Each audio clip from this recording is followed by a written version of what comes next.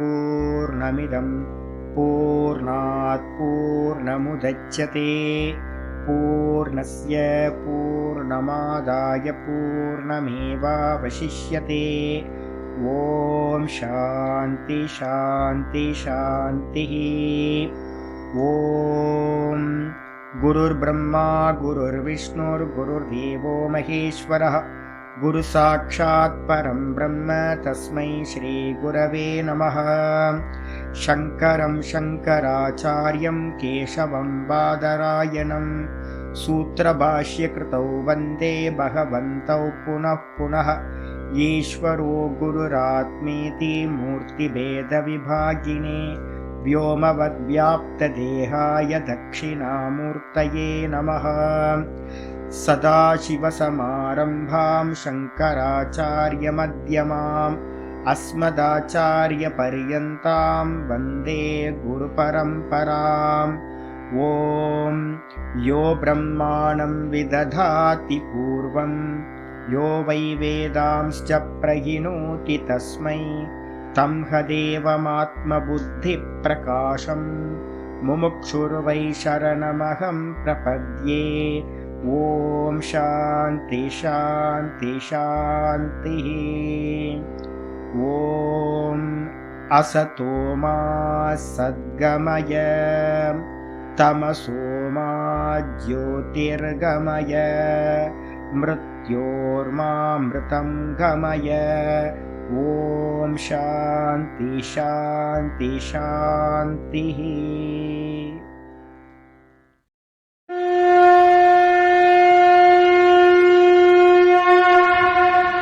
ॐ पार्थाय प्रतिबोधितां भगवतां नारायणेन स्वयं व्यासेन ग्रथितां पुराणमुनिना मध्ये महाभारतम् अद्वैतामृतवर्षिणीं भगवतीम् अष्टादशाध्यायिनीम् अम्ब त्वामनुसन्दधामि भगवद्गीते भवद्वेषिणीम्। नमोऽस्तु ते व्यासविशालबुद्धें पुल्लारविन्दायतपत्रनेत्रम् येन त्वया भारततैलपूर्णः प्रज्वालितो ज्ञानमयप्रदीपः। प्रपन्नपारिजाताय स्तोत्रवेत्रैकपाणये ज्ञानमुद्राय कृष्णाय गीतामृतदुहे नमः।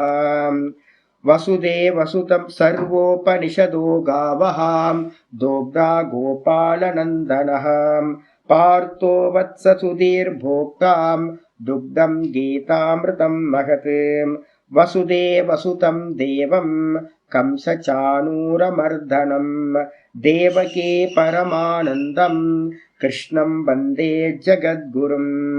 भीष्मद्रोणतटा जयद्रथजलां गान्धारनीलोत्पलां शल्यग्राहवती कृपेण वहनी कर्णेन वेलाकुलाम् अश्वत्थामविकर्णघोरमकरां दुर्योधनावर्तिनीं सोत्तीर्णा खलु पाण्डवैरननदीं कैवर्तककेशवः।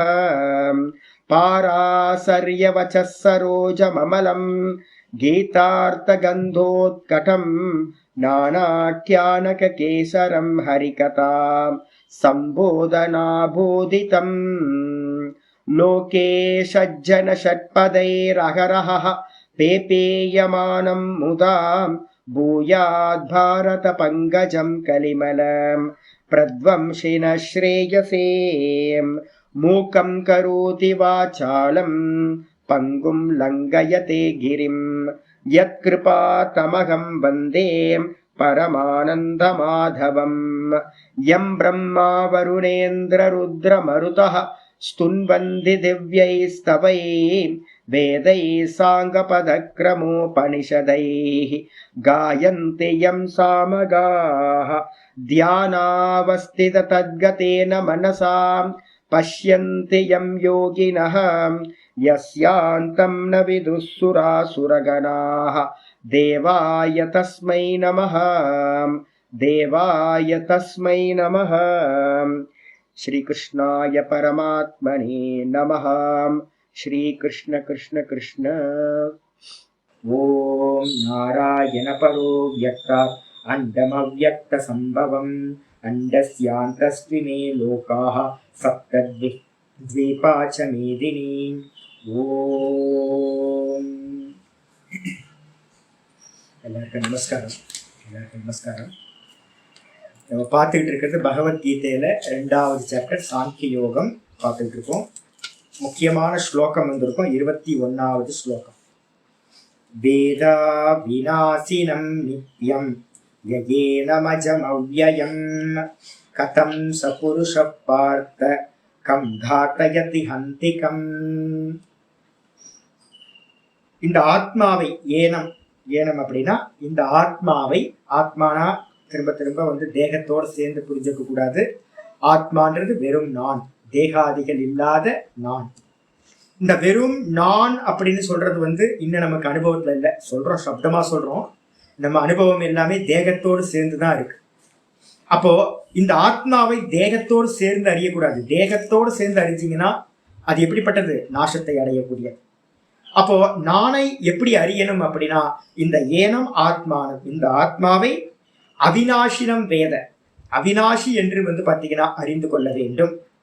எவன் பாத்தீங்கன்னா இந்த விதமா இந்த ஆத்மாவை அவிநாசி, நாசமில்லாதது என்று அறிகிறானோ, நித்தியம் என்று அறிகின்றானோ, எப்போதும் இருப்பது மரணமில்லாதது என்று அறிகிறானோ, பிறப்பில்லாதது அஜம் என்று அறிகின்றானோ, அவ்யயம் தேய்வில்லாதது என்று அறிகின்றானோ, அப்படிப்பட்டவன் தான் பாத்தீங்கன்னா ஞானி புருஷன் அப்படின்னு அர்த்தம். அப்படிப்பட்ட அந்த ஞானி புருஷன் பாத்தீங்கன்னா இந்த விதமா அறிகின்ற காரணத்தால், தன்னை ஆத்மாவாக அறிகிற காரணத்தால் இந்த உலகத்தில் இருக்கிற எல்லாத்தையும் பாத்தீங்கன்னா அவன் எப்படி அறிகிறான்? இருக்கிறது ஒரே ஒரு ஆத்மா தான். அந்த ஆத்மாவுக்கு மேல எல்லா தேகங்களும் கல்பிதம் அப்படின்னு அவன் அறிகிறான். தேகங்கள் எல்லாமே பாத்தீங்கன்னா ஒரே தங்கத்துக்கு மேல இருக்கிற ஆபரணங்கள் மாதிரி. அப்போ பொய்யானவைகள், சொப்பனத்துல இருக்கிற திருஷ்யங்கள் மாதிரி அப்படின்னு தெரிஞ்சவன் எதுக்காக யார கொல்லுவான்? எந்த விதமா கொல்லுவான்? ஏன்னு கேட்டீங்கன்னா கொல்றதுனால அவனுக்கு அடைய வேண்டியது ஒன்றுமே இல்லை. அவன் கர்த்தாவாக இருந்து யாரையும் கொல்ல மாட்டான். அதே மாதிரி கேத்து கர்த்தாவா இருந்துகிட்டு யாரையும் கொல்விக்கவும் அவன் மாட்டான்.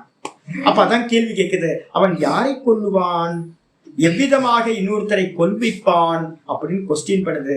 அப்ப அவன் கொல்விக்க மாட்டான், கொல்லவும் மாட்டான் அப்படின்னு புரிஞ்சுக்கணும். அப்போ இந்த ஸ்லோகத்துல இருந்து என்ன சொல்றது அப்படின்னா, இந்த விதமா அறிகின்றவன் ஞானியானவன் கர்த்தாவாகவும் எந்த காரியத்துக்கும் கர்த்தாவாகவும் இருக்க மாட்டான். அதே நேரத்துல பாத்தீங்கன்னா ஒரு கர்மத்தை இன்னொருத்தர் மூலமா செய்ய வைக்கிறவனாகவும் அவன் இருக்க மாட்டான். செய்யவும் மாட்டான், செய்விக்கவும் மாட்டான். கர்த்தாவாகவும் இருக்க மாட்டான், போக்தாவாகவும் அவன் இருக்க மாட்டான், செய்விப்பவனாகவும் அவன் இருக்க மாட்டான் அப்படின்னு இந்த ஸ்லோகம் சொல்லுது. ஸ்லோகம் சொன்ன நேற்று விசாரம் என்ன பார்த்துருக்கோம் அப்படின்னு கேட்டீங்கன்னா, பொதுவா எல்லாத்துக்குமே ஒரு ஒரு மனசுக்குள்ளார என்ன இருக்கு அப்படின்னு கேட்டீங்கன்னா, ஒரு சில தப்பிதமான விஷயங்கள் நம்ம மனசுக்குள்ளார இருக்கணும். இப்போ பாத்தீங்கன்னா ஒரு தேவதையை நான் உபாசனை பண்றேன், சிவபெருமான நல்லா உபாசனை பண்றேன், சிவலிங்கத்தை பூஜை பண்றேன். சிவலிங்கத்தை பத்தின நல்ல புராணங்கள், சிவபுராணம் இருக்கு, நிறைய ஸ்தோத்திரங்கள் இருக்கு. இதுக்கான அர்த்தங்கள் எல்லாம் படிக்கிறேன், கதைகளை கேட்கிறேன், திருவிளையாடல் புராணத்தெல்லாம் படிக்கிறேன். படிக்கும்போது எனக்கு தெரியுது சிவபெருமான் பாத்தீங்கன்னா என்னமா லீலாலாம் பண்ணியிருக்காரு, பக்தர்களுக்காக எவ்வளோ காரியங்கள் பண்ணியிருக்காரு அப்படின்னு. இதே விஷ்ணுவை பாத்தீங்கன்னா சால கிராமத்துல வச்சோ இல்ல ஒரு மூர்த்தத்துல வச்சோ நான் உபாசனை பண்றேன். பாகவத கதைகள்லாம் எடுத்து படிக்கும்போது பாத்தீங்கன்னா பாண்டுரங்க கதைகளும் பாகவத கதைகளும் படிக்கும்போது எனக்கு உள்ளார ஆனந்தமா இருக்கு. அப்போ இந்த எல்லாத்துலயுமே என்ன டிஃப்ரெண்ட் இருக்கு அப்படின்னு கேட்டீங்கன்னா, நான் வேற, ஈஸ்வரன் வேற. எனக்கு அந்நியமா ஈஸ்வரன் இருக்கார், அந்த ஈஸ்வரனை ஆராதிப்பவன் நான் அப்படின்னு அந்த டுவாலிட்டி பாத்தீங்கன்னா இந்த உபாசனை ஃபுல்லாவே, பக்தியில ஃபுல்லாவே இருக்கு. இது பாத்தீங்கன்னா நம்ம அனாதி காலத்துல இருந்தே அந்த துவைத்தத்திலேயே உள்ளுக்குள்ளார இருக்கிறதுனால இது உள்ள போய் நமக்கு கிடக்குது. அப்ப நம்ம ஆத்ம ஞானத்துக்கு வரும்போது கூட நம்ம என்ன பண்றோம்னு கேட்டீங்கன்னா, வேதாந்தம் படிக்க ஆரம்பிச்சதுக்கு பிறகு கூட என்ன ஒரு நமக்குள்ளார ஒரு பொய்யான ஒரு பழக்க தோஷம் இருக்கு அப்படின்னா, இந்த ஆத்மாவையும் நான் பாத்தீங்கன்னா எப்படி என்னோட தேவத்தை ஆப்ஜெக்டா நான் பாக்குறனோ அதே மாதிரி இந்த ஆத்மாவை அறிதல் கூட ஆப்ஜெக்டா இருக்கும். எப்படி பாத்தீங்க அப்படின்னா இவருக்கு வந்து பாத்தீங்கன்னா ராமகிருஷ்ண பரமஹம்சருக்கு காளி வந்து பாத்தீங்கன்னா என்ன பண்றாங்க, காட்சி கொடுக்குறாங்க. நிறைய மகான்களுக்கு வந்து பாத்தீங்கன்னா தேவதைகள் வந்து பாத்தீங்கன்னா காட்சி கொடுத்த மாதிரியே இந்த ஆத்மாவையும் நம்ம என்ன பண்ணலாம், ஆப்ஜெக்டா வந்து தரிசனம் பண்ணலாம் பல இருக்கு. ஞானிகள் ஆத்மாவை தரிசனம் பண்ணவங்க பல இருக்கு, ஆப்ஜெக்டா பார்த்தவங்க பல இருக்கு. ஆத்மா அவங்களுக்கு முன்னாடி காட்சி கொடுத்துருக்கும் அப்படின்னு நமக்கு தப்பா பதிவாயிருக்கு. நம்ம என்ன பண்ணுவோம் அப்படின்னு கேட்டீங்கன்னா, இந்த தோஷம், பெரிய தோஷம் எது அப்படின்னு கேட்டீங்கன்னா, ஆத்ம ஞானம் அப்படின்னு நம்ம சர்ச்சிங்ல போகும்போது நம்ம எப்பவுமே என்ன பண்ணுவோம் அப்படின்னா தன்னை விட்டுருவோம், தனக்கு அந்நியமானதை தான் சர்ச்சிங் பண்ணிக்கிட்டே போயிட்டு. அப்ப ஆச்சாரியர் என்ன பண்றாரு அப்படின்னு கேட்டீங்கன்னா, அதை நிவர்த்தி பண்ணணும்ன்றதுக்காக பாஷ்யம் ஒண்ணு பண்றார். இந்த பாஷ்யம் எங்க இருந்து ஆரம்பிக்குது அப்படின்னா, முண்டகோபனிஷத்துல ஒரு முக்கியமான மந்திரம், பிரம்மவேத பிரம்மைவ பவதி, பிரம்மத்தை அறிந்தவன் பிரம்மமாகவே ஆகிறான் அப்படின்னு மந்திரம் இருக்கு. நீங்க ஈஸ்வரனை அறிஞ்சீங்க அப்படின்னா நீங்க ஈஸ்வரனா ஆக முடியாது. நீங்க வந்து பாத்தீங்கன்னா விஷ்ணு பகவானை தரிசிச்சீங்க அப்படின்னா விஷ்ணுவா ஆக முடியாது. எந்த உலகத்துல இருக்கிற எந்த வஸ்துவை நீங்க வந்து பாத்தீங்கன்னா அறிந்தாலும் அந்த வஸ்துவா நீங்க ஆக முடியாது. ஒரே ஒரு வஸ்து மட்டும்தான் இருக்கு. அது எது அப்படின்னு கேட்டீங்கன்னா, ஆத்மாவையோ இல்ல பிரம்மத்தையோ அறிந்தவன் ஆத்மாவாக பிரம்மமாக ஆகின்றான். அப்ப இத பத்தின ஒரு கிளாரிட்டி வரணும்ன்றதுக்காக தான் ஆச்சாரியர் என்ன பண்றாருன்னு கேட்டீங்கன்னா இந்த விஷயம் சொல்றாரு. சரி, இந்த ஆத்ம ஞானத்தை அடையிறது எப்படி அப்படின்னு கேட்கும் போது ஒரே ஒரு மெத்தட் தான் நம்ம ஏற்கனவே சொல்லியிருக்கோம். இந்த ஆத்மாவை அடையிறது என்னன்னு கேட்டீங்கன்னா, நேத்தி மட்டும்தான் இந்த உலகத்துல இருக்கிறது ஒரே ஒரு உபாயம் இருக்கு. நீங்க சகுனத்தை அறியறதுக்கு என்ன பண்ணுவீங்க, உலகத்துல வந்து பாத்தீங்கன்னா நிறைய பக்தி கிரந்தங்கள் இருக்கு. நிறைய பேர் வந்து பாத்தீங்க அப்படின்னா ஃபர்ஸ்ட் எடுத்தோன்னா கேசபாதாதி ஸ்தோத்திரங்கள்னு ஆச்சாரியர் நிறைய பண்ணியிருக்காரு. எல்லா தேவதைகளுக்கும் வந்து பாத்தீங்கன்னா மேல இருந்து கீழே வரைக்கும் வர்ணனைகள் இருக்கு, தியான ஸ்லோகங்கள் இருக்கு. இந்த தியான ஸ்லோகத்தை வச்சுக்கிட்டு தான் நம்ம என்ன பண்றோம்னு கேட்டீங்கன்னா, சிற்பிகள்கிட்ட சொல்லி முறையா இது மாதிரிதான் இருக்கணும் அப்படின்னு தேவதைகளோட உருவங்களை வந்து பாத்தீங்கன்னா சிற்பிகிட்ட சொல்லி நம்ம செதுக்கி அதுக்கு ஆராதனை பண்றோம். எல்லாத்துக்கும் வந்து பாத்தீங்கன்னா என்ன பண்றோம், நம்ம ஆராதனைகள் எல்லாம் இவர்னு ஆப்போசிட்ல இருக்கிற அந்த ஈஸ்வர தெய்வங்களை இதுன்னு தான் நம்ம படிக்கிறோம், உபாசிக்கிறோம், நினைக்கிறோம், எல்லாம் பண்றோம். ஆனா ஒரே ஒரு சாஸ்திரம், இந்த வேதாந்தம் மட்டும் சொல்லுது என்னன்னு கேட்டீங்கன்னா, தேவதைகளை உபாசிக்கும் போது இதின்னு உபாசிக்கலாம். மனோ பிரம்மேதி உபாசித்த, பிராண பிரம்மேதி உபாசித்த, வாக்கு பிரம்மேதி உபாசித்த அப்படின்னு நிறைய உபாசனைகள் சொல்லப்பட்டிருக்கு. மனதை பிரம்மென்று உபாசனை செய், இந்த பிராணனை பிரம்மென்று உபாசனை செய், இந்த சப்தங்களை வந்து பாத்தீங்கன்னா சப்த பிரம்மேத்தி உபாசித்த, சப்தங்களை வந்து பாத்தீங்கன்னா பிரம்மென்று உபாசனை செய் அப்படின்னு உபாசனை பண்றதுக்கு இது அப்படின்னு சொன்னாதான் நம்ம வந்து பாத்தீங்கன்னா ஆராதனை பண்ண முடியும், நமஸ்காரம் பண்ண முடியும், எல்லாம் பண்ண முடியும். ஆனா இந்த ஆத்மாவை அடையிறதுக்கு வந்து பாத்தீங்கன்னா இதுன்னு சொல்ல முடியாது. அப்ப என்ன பண்ணணும், இது இல்லைன்னு ஒரே மெத்தட் தான். அதனால்தான் வந்து லட்சணங்கள் என்ன இருக்கு, அவிநாசி, நித்தியம், அஜம், அவ்வியம், எல்லாத்துலயும் ஆ போட்டிருக்கு. ஏன்னு கேட்டீங்கன்னா நெகட்டிவ் லட்சணம் எல்லாமே நெகட்டிவ். இது இல்ல அப்படின்னு சொல்ற லட்சணங்கள். அப்போ நேத்தி பண்ணிக்கிட்டே ஒருத்தன் போறான் அப்படின்னா குருநாதர் மூலமா இதை எல்லாத்தையும் உள்வாங்கிக்கிட்டு, இப்ப முதல் காரியம் வந்து என்ன நடக்கணும் அப்படின்னா, உங்களுக்கு எல்லாத்துக்கும் நடக்கணும், ஆத்மாவை ஆப்ஜெக்ட் பண்ண முடியாது. ஃபர்ஸ்ட் அதை மனசுல புரிஞ்சுக்கணும். ஆத்மாவா தான் நான் இருக்கேன். அப்ப நான் வந்து என்ன ஆப்ஜெக்ட் பண்ண முடியாது, நல்லா புரிஞ்சுங்க. இல்லையே சுவாமி, நம்ம படிக்கிறோமே இந்த ஆத்மாவை பத்தின விஷயங்கள்ல நம்ம படிக்கிறோமே, ஆப்ஜெக்டா தானே படிக்கிறோம் அப்படின்னு கேட்டீங்கன்னா, நம்ம எதெல்லாம் படிக்கிறோமோ இது எல்லாம் வந்து பாத்தீங்கன்னா புத்தியில இருக்கிற தாட்டா இருக்கிற வரைக்கும் அது பரோட்ச ஞானம்னு பேர். நேத்தி பண்ணிக்கிட்டே போனீங்க அப்படின்னா இந்த புத்தியையும், அந்த புத்தி விருத்தி ஒண்ணு இருக்கு.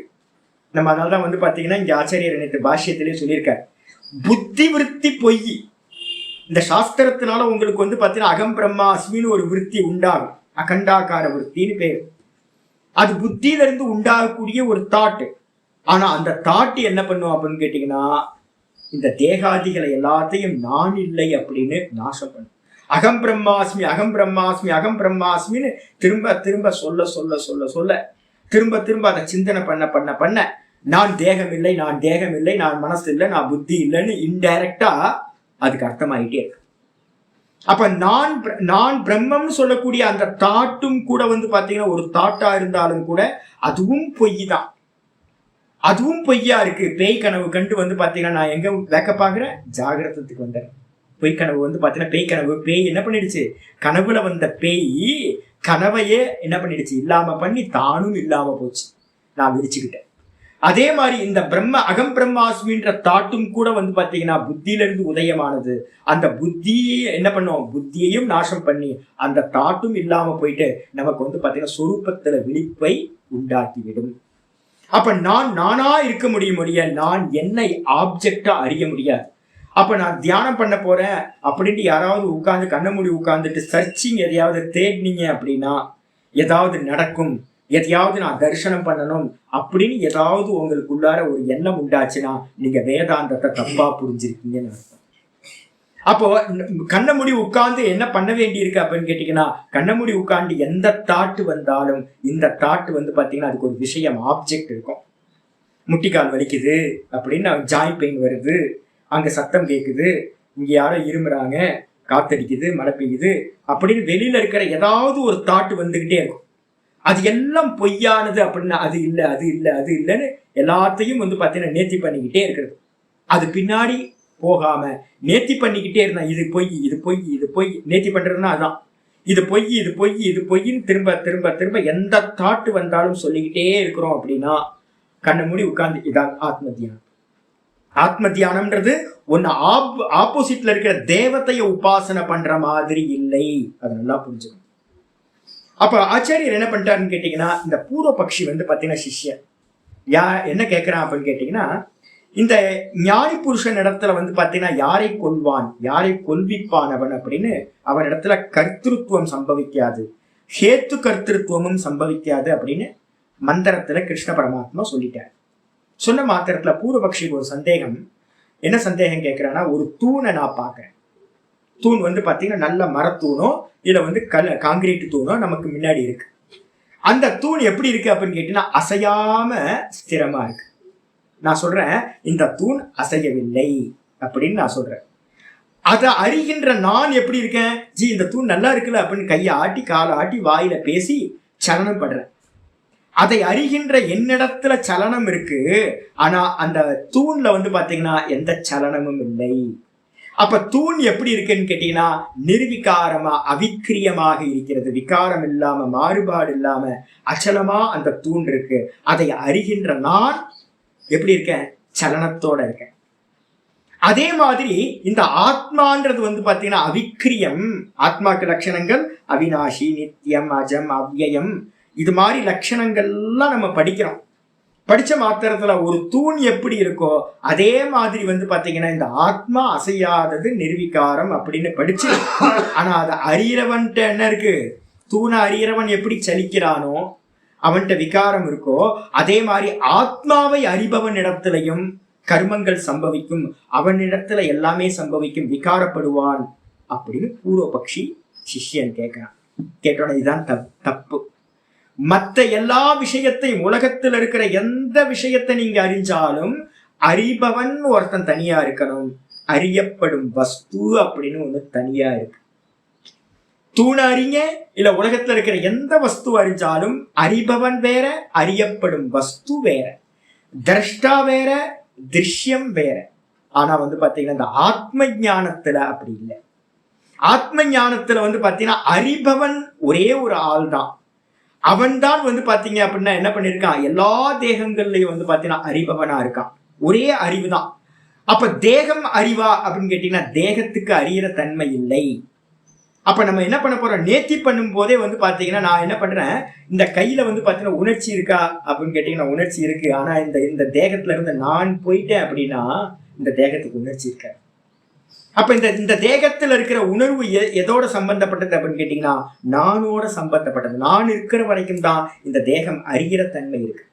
ஆனா வாஸ்தவத்துல இது ஜடம். இது அதே மாதிரி கண்கள் அறியுதே சுவாமி விஷயங்களை அப்படின்னு கேட்டீங்கன்னா கண்கள், காது, மூக்கு, வாயிலாம் எல்லா விஷயங்களையும் அறியுதே அப்படின்னா கண்கள், காதுகள், மூக்குக்கெல்லாம் கூட அறியும் தன்மையானது இல்லை. இது எல்லாத்துக்கும் பின்னாடியும் நான் இருக்கிறேன். நான் தான் இந்த கண்ணுல இருந்து பாக்குறேன், நான் கண்ணால பார்த்தேன், நான் காதால கேட்டேன், நான் வந்து மூக்குனால ஸ்மெல் பண்ணேன், நான் வாயினால பேசினேன், நான் வந்து பாத்தீங்கன்னா தொட்டு பார்த்தேன். அப்படின்னு நம்ம எல்லா இந்திரியங்கள்லயும் யார் பார்த்தா, நான் பார்த்தேன், நான் கேட்டேன் அப்படின்னு நம்ம சொல்றோம். அப்ப இந்திரியங்கள் கேட்கல, இந்திரியங்கள் வழியா கேட்டது நான் தான் கேட்டேன், பார்த்தேன், எல்லாத்தையும் பார்த்தேன். அறிபவன் யார் அப்படின்னு கேட்டா, இந்திரியங்களுக்கு பின்னாடி இருக்கிற நான் அறிபவன், அந்த நான் தான். அப்ப தேகத்திலிருந்து அறிபவன் நான் தான், இந்திரியங்கள்ல இருந்து அறிபவன் நான் தான். மனசு அறியுதே சாமினா, மனசுல இருந்துகிட்டு அறிபவன் நான் தான், புத்தியில இருந்துகிட்டு எல்லாத்தையும் அறிபவன் நான் தான். அப்ப அந்த நானுக்கு பாத்தீங்கன்னா இது எல்லாம் இன்ஸ்ட்ருமெண்ட், இது எல்லாம் ஜடம். இந்த செல்போன் எடுத்து நான் பேசுறேன் அப்படின்னா என்ன அர்த்தம், நான் இருக்கேன், அதுவா எடுத்து எதுவும் பண்ணாதது. அப்ப எல்லா இன்ஸ்ட்ருமெண்ட், எல்லாத்துக்கு பின்னாடியும் நான் இருக்கு. அந்த நானுக்கு தேகம் இருக்கான்னு கேட்டீங்கன்னா தேகம் நானுக்கு. நானுக்கு பாத்தீங்கன்னா இந்திரியங்கள் இல்ல, நானுக்கு மனசு இல்ல, நானுக்கு புத்தி இல்லை. அப்ப நான் எப்படி அப்படின்னா வெறும் அறிவு சுரூபம், அறிதல். இதான் என்னுடைய சுபாவம், இது அறிதல். அப்போ என்ன நமக்கு ப்ராப்ளம் இருக்கு அப்படின்னா, நம்ம நினைச்சுக்கிட்டு இருக்கோம் நான் தேகத்தோடு இருந்துகிட்டு மனசு இந்திரியங்களோட இருந்துகிட்டு ஆத்மானு ஒரு வஸ்துவை எனக்கு அந்நியமா அறிவம் பல இருக்கு அப்படின்னு நம்ம நினைச்சுக்கிட்டு இருக்கோம். ஆத்ம ஞானம் அப்படி இல்லை. ஆத்மானு ஒண்ணு பாத்தீங்கன்னா தனக்கு அந்நியமா இருந்துகிட்டு அறியறது இல்ல, இது எல்லாம் ஜடம் அப்படின்னு நம்ம என்ன பண்ண போறோம். தேகம் ஜடம், தேகத்துக்கு அறிவில்லை. இந்திரியங்கள் ஜடம், இந்திரியங்களுக்கு அறிவில்லை. மனசு ஜடம், மனசுக்கு அறிவில்லை. புத்தி ஜடம், புத்திக்கு அறிவில்லை. இது எல்லாத்துக்கும் பின்னாடி அறிபவன் நான் மாத்திரம் அப்படின்னு அறிதல். அப்போ அறிபவன் ஒருத்தனா ரெண்டு பேரா அப்படின்னு கேட்டீங்கன்னா அறிபவன் ஒரே ஒரு ஆள் தான். அறிபவன் நான், நான் தான் நான். அப்ப நான் அறிபவன் அப்படின்னா அறியப்படும் வஸ்து எதுன்னு கேட்டீங்கன்னா இந்த தேகாதிகள் எல்லாம் வஸ்துக்கள், இதெல்லாம் பொய்யானவைன்னு நேர்த்தி பண்ணதுக்கு பிறகு தான் தானா அறிபவனா அவன் இருக்கான். அவனுக்கு அந்நியமா ஆத்மானு ஒண்ணு இல்லவே இல்லை. அந்த நான் அறிபவனா இருக்கு. அந்த நான் எஸ்டாப்ளிஷ் ஆகிறது தான் ஆத்ம ஞானம் அப்படின்னு பேர். அப்போ ஒரு ஞானி புருஷன் என்ன பண்றான் அப்படின்னு கேட்டீங்கன்னா ஆத்மாவாகவே இருக்கிறான்.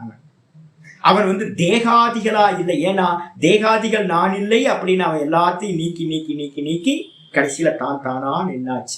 அப்ப ஆத்ம ஞானி என்பவன் என்ன சொரூபம் கேட்டீங்கன்னா ஆத்மாவை அறிந்தவன் அல்ல, ஆத்மாவாகவே இருப்பவன். இதான் புரிஞ்சுக்கணும். அப்ப நம்ம ஞானத்தை அடையணும்னாலும் ஆப்ஜெக்டை தேடவே தேடாதீங்க. ஆத்மானு ஒண்ணு எக்ஸ்ட்ரா ஏதோ இருக்கு அப்படின்னு. அதனாலதான் திரும்ப திரும்ப சொல்றேன், நான் நான் நான். இந்த நான்ல நிக்கணும். நான்ல நின்னா அறிபவன் வேற யாராவது இருப்பாங்களா? வேற யாரும் இருக்க மாட்டாங்க. அறிபவன் வேற யாரும் இருக்க மாட்டாங்க. அறிபவன் ஒரே ஒரு அறிபவன் தான், ஆத்மா மட்டும்தான் அறிபவன். அந்த ஆத்மாவா நான் இருக்க முடியும். அப்ப முதல்ல நம்மளோட மனசுல இருந்து பாத்தீங்கன்னா அறிபவன் அறியப்படும் வஸ்துன்ற பேதம் ஆத்ம ஞானத்துல சம்பவிக்காது. அதை எடுத்தோம். இப்ப நமக்கெல்லாம் என்ன சுவாமி அப்படின்னும் போது ஆச்சாரியார் சொல்றாரு, நமக்கெல்லாம் எப்படி அப்படின்னு கேட்டீங்கன்னா என்ன நடந்துட்டு இருக்கு அப்படின்னு கேட்டீங்கன்னா அவித்யான்னு சொல்லக்கூடிய ஒரு லேயர் என்ன பண்ணிருக்கு, தோஷம் பாத்தீங்கன்னா நானை மறைச்சிருக்கு. நானை மறைச்சுக்கிட்டு அவித்யா மூடி இருக்கு. மூடினதுக்கு பிறகு அந்த அவித்யான்ற இக்னோரன்ஸ்ல இருந்து இருட்டுல கைத்துக்கு மேல இருக்கிற இருட்டு கைத்தை மறைச்சிருக்கு. அந்த மறைச்சதுக்கு பிறகு அந்த இருட்டு என்ன பண்ணுச்சு அப்படின்னு கேட்டீங்கன்னா ஒரு பாம்பை கிரியேட் பண்ணுச்சு. அதே மாதிரி என்ன மறைச்சிருக்கிற அவித்யா என்ன பண்ணுது அப்படின்னு கேட்டீங்கன்னா என்னிடத்துல புத்தின்ற ஒரு பொய்யான ஒரு இல்யூஷனை கிரியேட் பண்ணுது. ஒரு தோற்றம், மனசுன்ற ஒரு தோற்றத்தை ஏற்படுத்துது. இந்திரியங்கள் அப்படின்னு ஒரு தோற்றத்தை ஏற்படுத்துது. இந்த தேகம் அப்படின்னு ஒரு தோற்றத்தை ஏற்படுத்துது. எல்லாம் தெரியுது, எல்லாம் தெரியுது. ஆமா, இந்த தேகம் இருக்குன்னு தெரியுது எல்லாமே. இது எல்லாமே பாத்தீங்கன்னா இந்த அவித்யினால உண்டு பண்ணப்பட்டவை. இந்த உண்டானது பிறகு என்ன பண்ணுச்சுன்னு கேட்டீங்கன்னா இந்த நான் அப்படின்னு நமக்கு என்னன்னா அவித்யினால பிரிச்சறிய முடியாம இந்த நானையும் இந்த புத்தியையும் ஒன்னாக்கிட்டோம். பிரிச்சறிய முடியல. நானையும் மனசையும் ஒன்னா அறியறோம், பிரிச்சறிய முடியல. இந்திரியங்களையும் நானையும் ஒன்னாக்கி வச்சிருக்கோம், பிரிச்சறிய முடியல. இந்த தேகத்தையும் நானையும் பிரிச்சறிய முடியல. நான் எப்படிப்பட்டவன் அப்படின்னா வெறும் உணர்வு மாத்திரம். இந்த தேகத்துல எது உணர்வா இருக்கோ அதான் நான். இந்த கண்கள்ல அறிவா எது இருக்கோ அதுதான் நான். இந்த மனசுல ஸ்புரணமா எது இருக்கோ அதுதான் நான். அப்ப நான் வெறும் உணர்வா வெறும் அறிவா இருக்கேன் அப்படின்னு நமக்கு பாத்தீங்கன்னா, ஏன்னா அதுக்கு நாம ரூபம் இல்லை. அப்ப நம்ம என்ன பண்ணிட்டோம்னு கேட்டீங்கன்னா அஜ்ஞான தோஷத்தினால பிரிச்சறிய முடியாத தன்மையினால நம்ம எல்லாரும் இந்த தேகாதிகளை நான் நினைச்சுட்டு இருக்கோம். அப்ப ஆத்ம ஞானம்ன்றது என்ன பண்ணணும்னு கேட்டீங்கன்னா நான் அல்லாததை எல்லாத்தையும் நீக்கணும். அப்படின்னு புரிஞ்சு போச்சு. புரிஞ்சதுக்கு பிறகு வந்து பாத்தீங்கன்னா ஆச்சாரியார் வந்து பாத்தீங்கன்னா நேத்து பாடத்தோட இதை கண்டினியூ ஆரம்பிக்கிறோம். நம்ம லாஸ்டா வந்து பாத்தீங்கன்னா எங்க முடிச்சிருக்கோம் அப்படின்னா ஏவம் ஏவ ஆத்ம அனாத்ம விவேக ஞானேன என்ன பண்ணணும், நமக்கு ஆத்ம அனாத்ம விவேக ஞானம் உண்டாகும். இப்ப முயற்சி பண்றது திரும்ப திரும்ப ரிப்பீட்டேஷன் பண்றது எதுக்கு அப்படின்னு கேட்டீங்கன்னா நமக்குள்ளார அது வரணும். என்ன அப்படின்னு கேட்டீங்கன்னா நான் வேற, இந்த அனாத்ம விஷயங்களா ஜடமா இருக்கக்கூடிய மனசு புத்தி இந்திரியங்கள் தேகம் எல்லாமே அனாத்ம விஷயங்கள். ஆத்மான்றது இது வெறும் உணர்வு அறிவு. இத பிரிச்சு அறியக்கூடிய ஞானத்தினால புத்தி விருத்தியா வித்யா, இந்த புத்தியில வந்து ஒரு விருத்தி உண்டாகுது. அந்த விருத்திக்கு என்ன பேரு அப்படின்னு கேட்டீங்கன்னா அகண்டாகார விருத்தி அப்படின்னு பேர். விருத்தியா அப்படின்னு போட்டிருக்காரு புத்தி விருத்தின்னு. புத்தி விருத்தினா அகண்டாகார விருத்தின்னு அதுக்கு பேர். அகண்டாகாரம்னா என்னது அப்படின்னு கேட்டா அகம் பிரம்மாஸ்மி, இதான் நான் பிரம்மமா இருக்கேன் உணர்வா இருக்கேன்னு திரும்ப திரும்ப திரும்ப ஒரு விருத்தி வந்து பாத்தீங்கன்னா உங்களுக்கு நல்லா சிரவணம் பண்ணின பிறகு நல்லா மனனம் பண்ணதுக்கு பிறகு நிதித்தியாசனத்துக்கு போறவன்ட்ட வந்து பாத்தீங்கன்னா என்ன இருக்கணும், ஒரு விருத்தி தான் இருக்கும். ஒரே ஒரு விருத்தி. எதை பார்த்தாலும் வந்து பாத்தீங்கன்னா எந்த விஷயம் வந்தாலும் அகம் பிரம்மாஸ்மி, நான் பிரம்மமா இருக்கேன் நான் பிரம்மமா இருக்கேன், தேகம் இல்லை நான் பிரம்மமா இருக்கேன் நான் பிரம்மமா இருக்கேன் அப்படின்னு திரும்ப திரும்ப திரும்ப அது வந்து பாத்தீங்கன்னா போயிட்டே இருக்கும் அந்த விருத்தி. அந்த விருத்தி மெதுவா மெதுவா மெதுவா என்ன பண்ணும் அப்படின்னு கேட்டீங்கன்னா மற்ற எல்லா தேகாத்ம விருத்திகளையும் சாப்பிட்டுக்கிட்டே இருக்கும், எல்லாத்தையும் சுவாகா பண்ணிக்கிட்டே இருக்கும். அதுக்கப்புறம் கடைசியில வந்து பாத்தீங்கன்னா தான் தானா எஸ்டாப்ளிஷ் ஆயிடும். அப்ப அந்த ஒரு விருத்தி என்ன பண்ணுது அப்படின்னு கேட்டீங்கன்னா அந்த அகண்டாக்கார விருத்தின்னு சொல்லக்கூடிய புத்தியில உண்டாகக்கூடிய ஒரு தாட், விருத்தினா தாட், அது என்ன பண்ணுதுன்னு கேட்டீங்கன்னா அதுதான் வித்யான்னு பேர். வித்யா, அந்த வித்யா மூலமா அசத்திய ரூபையா ஏவ, யாராவது டெக்னிக்கலா படிக்கிறவங்க எல்லாம் இதை ரொம்ப நல்லா நோட் பண்ணிக்கங்க, மனனம் பண்றவங்களுக்கு இது ரொம்ப ஹெல்ப்பா இருக்கும். அகண்டாகார விருத்தியும் கூட அசத்தியம், நல்லா புரிஞ்சுக்கணும். ஏன்னு கேட்டீங்கன்னா இன்ஸ்டிடியூஷன்ல படிக்கிறவங்களுக்கு இந்த கிளாரிட்டி வந்து பாத்தீங்கன்னா நம்ம ஏதாவது அகண்டாகார விருத்தின்னு சொல்றோம்னா அவருக்கு எதையோ சொல்றாருங்க அப்படின்னு. அகண்டாகார விருத்தின்னு சொல்லக்கூடிய அகம் பிரம்மாஸ்மின்னு ஒரு விருத்தி உண்டாகுதுல ஒரு எண்ணம், அதுவும் எங்க இருந்து உண்டாகிறது, புத்தியில உண்டாகிறது. புத்தி பொய் அப்படின்னா புத்தியில உண்டாகக்கூடிய அகண்டாகார விருத்தியும் கூட பொய்யானது. ஆனா அந்த விருத்தி என்ன பண்ணுதுன்னு கேட்டா அசத்திய ரூபத்தையா ஏவ, அது வந்து அசத்தியமாவே ரூபையா ஏவ, அதுவும் பொய் தான். ஆனா அது பொய் என்ன பண்ணுது அப்படின்னு கேட்டீங்கன்னா பரமார்த்ததக அவிக்ரிய ஏவ ஆத்மா வித்வான் உச்சியதே. அந்த விருத்தி என்ன பண்ணும் அப்படின்னு கேட்டீங்கன்னா மெதுவா மெதுவா மெதுவா, நான் வந்து பாத்தீங்கன்னா ஒரு யோக சூடாமணி உபனிஷத்துன்னு ஒரு உபனிஷத்து நான் சொல்லியிருக்கேன். அந்த மந்திரம் என்ன சொல்லுது அப்படின்னு கேட்டீங்கன்னா நம்ம அகம் பிரம்மாஸ்மின்னு திரும்ப திரும்ப சொல்றோம் பாத்தீங்களா. இந்த அகம் பிரம்மாஸ்மி திரும்ப திரும்ப சொல்ல சொல்ல சொல்ல நான் தேகம் இல்லை, நான் இந்திரியம் இல்லை, நான் மனசு இல்லை, ஒவ்வொரு முறை திரும்ப திரும்ப சொல்லும் போதும் அதுக்கு ஆப்போசிட்டான தாட்டை வந்து அது என்ன பண்ணுதுன்னு கேட்டீங்கன்னா சுவாகா பண்ணிக்கிட்டே இருக்கு. நல்லா தெரிஞ்சுங்க, நான் பிரம்மம் அப்ப நான் தேகம் இல்லை, நான் பிரம்மமா இருக்கேன் அப்ப நான் இந்திரியம் இல்லை, நான் பிரம்மமா இருக்கேன் நான் மனசு இல்லை, நான் பிரம்மமா இருக்கேன் அப்ப நான் பிராணன் இல்லை, நான் பிரம்மமா இருக்கேன் நான் புத்தி இல்லை. அப்போ அகம் பிரம்மாஸ்மின்ற தாட்டு என்ன பண்ணுது அப்படின்னு கேட்டீங்கன்னா தொடர்ந்து ஒருத்தன் அகம் பிரம்மாஸ்மி தாட்டை வந்து சிந்தனை பண்ணிக்கிட்டே இருக்கான், விசாரம் பண்ணிக்கிட்டே இருக்கான், அதை சிந்தனை பண்ணிக்கிட்டே இருக்கான் அப்படின்னா அந்த தாட்டு எங்க இருந்து உண்டாகுது, புத்தியில இருந்து தான் உண்டாகுது. அந்த புத்தியில இருந்து உண்டாகக்கூடிய ஒரு தாட்டு என்ன பண்ணுது அப்படின்னு கேட்டீங்கன்னா அந்த புத்தியில இருக்கக்கூடிய ஏற்கனவே பதிவாயிருக்குல்ல நான் தேகம் நான் இந்திரியம் நான் மனசு நான் புத்தி அப்படின்னு தாட்லாம் இருக்குல்ல, அதை எல்லாத்தையும் அங்க இருந்து உண்டான அகம் பிரம்மாஸ்மி தாட் என்ன பண்ணுது, எல்லாத்தையும் கிளியர் பண்ணி கடைசியில் அந்த அகம் பிரம்மாஸ்மின்ற அந்த தாட்டும் கூட என்ன சொல்றோம்னு கேட்டீங்கன்னா பிணம் சுடும் தடி போல முடிஞ்சு போச்சு.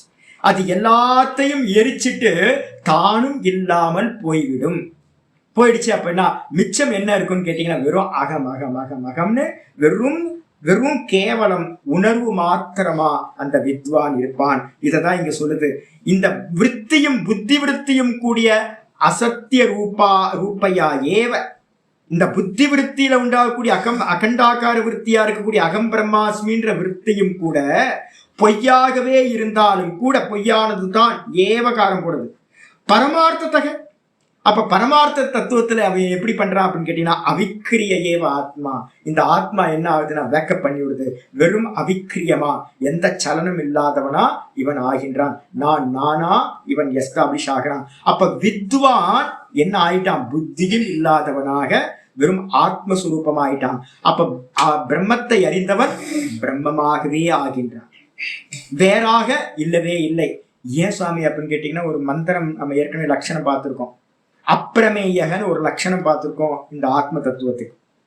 இந்த ஆத்ம தத்துவம் எப்படிப்பட்டது அப்படின்னு கேட்டீங்கன்னா, எந்த ஒரு விஷயத்தினாலையும் புத்தியினாலேயோ மனசினாலேயோ இந்திரியங்கள்னாலேயோ அறிய முடியாதது. இந்த ஆத்மாவை அறியவே முடியாது. அப்ப என்ன பண்ண முடியும்? ஆத்மாவா இருக்கதான் முடியும். ஆத்மாக்கு அந்நியமா இருக்கிறத எல்லாத்தையும் நீக்கிட்டு ஆத்மாவா இருக்கான். அப்ப வித்வான் அப்படின்னு சொல்லக்கூடிய ஞானி ஆத்மாவாகவே இருக்கிறான். அப்ப ரெண்டும் வேற வேற இல்லை. இதை நல்லா புரிஞ்சுக்கணும். எல்லா தேவதை உபாசகர்களும் துவைத்தத்துல தான் இருப்பார்கள். உபாசனை அப்படின்னாவே எனக்கு அந்நியமா ஒண்ணு இருக்குன்னு அர்த்தம். ஆனா இந்த ஆத்ம ஞானத்துல அந்த டுவாலிட்டின்றது வந்து பாத்தீங்கன்னா இருக்கவே இருக்காது.